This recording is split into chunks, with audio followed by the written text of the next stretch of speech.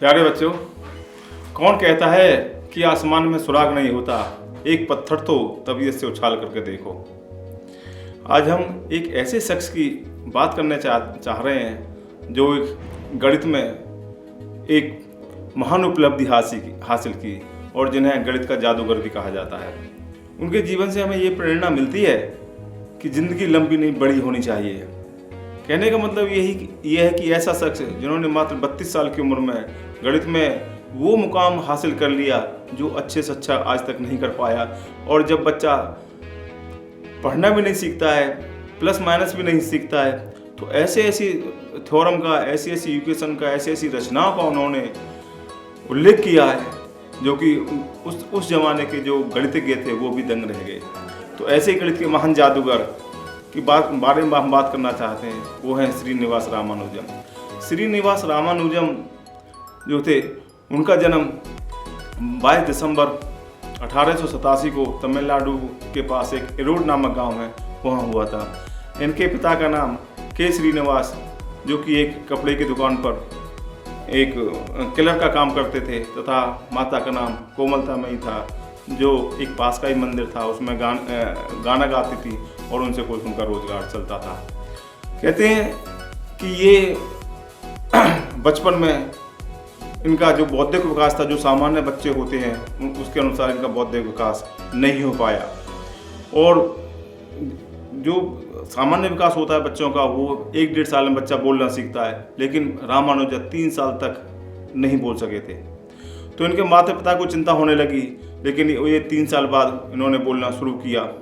और ये अपने आप में बहुत ही एक शांत रहते थे, लेकिन एक गरीब परिवार में होने के कारण इनका जो पारिवारिक जीवन था, जिनके जो माता पिता थे बहुत गरीब में थे, लेकिन उसको देखते हुए इन्होंने इनके पिता को इनकी पढ़ाई की चिंता होने लगी और इन्होंने पास ही के एक स्कूल में इनका दाखिला करवा दिया।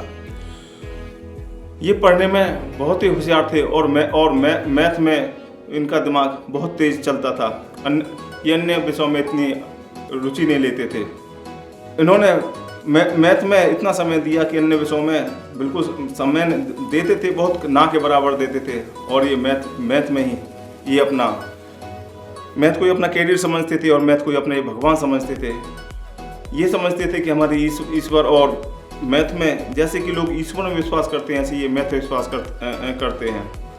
लेकिन गरीबी के कारण इन्हें ज़्यादा सुविधाएं नहीं मिली, और लेकिन इनका मैथ में इतना दिमाग चला कि जिला स्तर पर एक परीक्षा हुई थी, जिसमें इन्होंने जिले में प्रथम स्थान प्राप्त किया और 10वीं की परीक्षा उत्तीर्ण कर ली।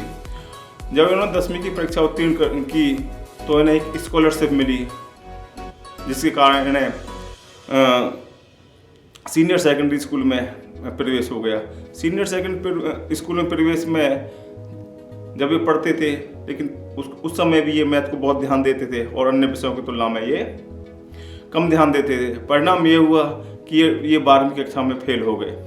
फेल होने के कारण जो इन्हें स्कॉलरशिप मिली थी, पढ़ाई के प्रति जो इनका थोड़ा खर्चा पानी चलता था, वो भी बंद हो गई। इनके सामने बहुत बड़ी समस्या आ गई, लेकिन ये मायूस नहीं हुए और इन्होंने कहा कि ईश्वर मेरा साथ देगा और मैं अपनी मेहनत करना नहीं छोड़ूंगा। इनके बारे में ये कहा जाता है कि ये मात्र 13 साल की उम्र में इन्होंने 13,900 इक्वेशन को सॉल्व कर लिया था। और गणित में जो आज के बच्चे जो पढ़ते हैं, गणित में इन्होंने इतनी प्रतिभाशाली खोज की थी, जिससे कि वहाँ जो मद्रास के जो डिप्टी कलेक्टर थे उनसे बहुत प्रभावित हुए। मद्रास के जो डिप्टी कलेक्टर थे, उन्होंने इनके जो वहाँ के जिलाधिकारी थे डीएम साहब से उनको मिलवाया। जब डीएम साहब ने, क्योंकि डीएम साहब भी मैथ के बहुत बड़े विद्वान थे, जब उन्होंने रामानुजम की प्रतिभा को पहचाना कि ये बच्चा मैथ में बहुत होशियार है, तो उन्होंने एक विश्व स्तर पर एक अभियान चलाया। जो वहाँ के विश्व के जितने भी विद्वान थे, गणित के विद्वान से उन्होंने संपर्क किया। लेकिन इन्होंने जो खोज की थी उस समय तक, जो रिसर्च की थी उस समय तक, तो उन्होंने काफ़ी लेटर भेजे दुनिया भर के विद्वानों को, लेकिन उनके लेटर ज़्यादातर रिजेक्ट कर दिए जाते थे। उनका कारण ये था कि रामानुजम में एक प्रॉपर्टी थी कि ये जो थे, ये मैथ की कोई भी प्रॉब्लम सॉल्व हो, ये सेकंडों में सॉल्व करते थे। जनरली जो पेपर सॉल्व करते हैं 3 घंटे का होता है, ये उसको आधे घंटे में ही सॉल्व कर देते थे। लेकिन ये डायरेक्ट आंसर उसका निकाल लेते थे, कोई भी सीक्वेंस हो, कोई भी सीरीज हो। लेकिन फिर इन्होंने इनका जो कार्य था, उन्होंने एक लेटर भेजा जिला अधिकारी के माध्यम से। उस समय के जो कैम्ब्रिज के जो प्रोफेसर थे, प्रोफेसर हार्डी के पास इन्होंने लेटर भेजा और अपने कुछ जो रिसर्च थी, कुछ थ्योरम थी वो भेजी। तो उन्होंने कहा वो तो बात ठीक है, लेकिन उन्होंने जो जितना भी इतनी साल की उम्र में जितना भी उन्होंने ज्ञान अर्जित किया था वो भी प्रभावित हो गए। उन्होंने फिर इनसे कहा कि आप मेरे पास आइए और मैं आपसे मिलना चाहता हूँ। तो वहाँ के जो जिला अधिकारी थे उन्होंने वहाँ कैम्ब्रिज लंदन इनको भेजने का इंतज़ाम कर दिया। और प्रोफेसर हार्डी ने इनसे कहा कि जो आपने आज तक खोज की है मैं उनसे बहुत प्रभावित हूँ, लेकिन आपके सामने एक ही समस्या है, इन थ्योरम में आप एक ही समस्या है कि आंसर आया कैसे। आप डायरेक्ट आंसर निकाल लेते हैं, आप में प्रतिभा है, लेकिन ये डायरेक्ट आंसर निकालना ये कोई नहीं समझ पाएगा जब तक इसका क्यों कब का आंसर नहीं आएगा। तो इसका आपको प्रूफ देना होगा जो आपके आंसर आए। तो उन्होंने प्रूफ दिया और इस तरीके से वो प्रूफ दिया और वो प्रभावित हो गए और रामानुजम और हार्डी एक साथ काम करने लगे, मैथ में रिसर्च करने लगे। तो उससे कुछ दिन पहले इनका विवाह एक जानकी नाम की लड़की से हो गया था। 1908 में इनका विवाह हो गया था, लेकिन ये लंदन में थे। तो और जब ये अपने घर को पत्र भेजते थे तो इनकी माता, जो इनकी पत्नी थी जानकी जी, उन तक पत्र नहीं पहुंचता था।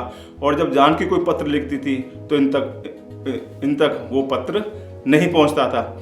इसलिए हस्बैंड और वाइफ में कोई कम्युनिकेशन नहीं था।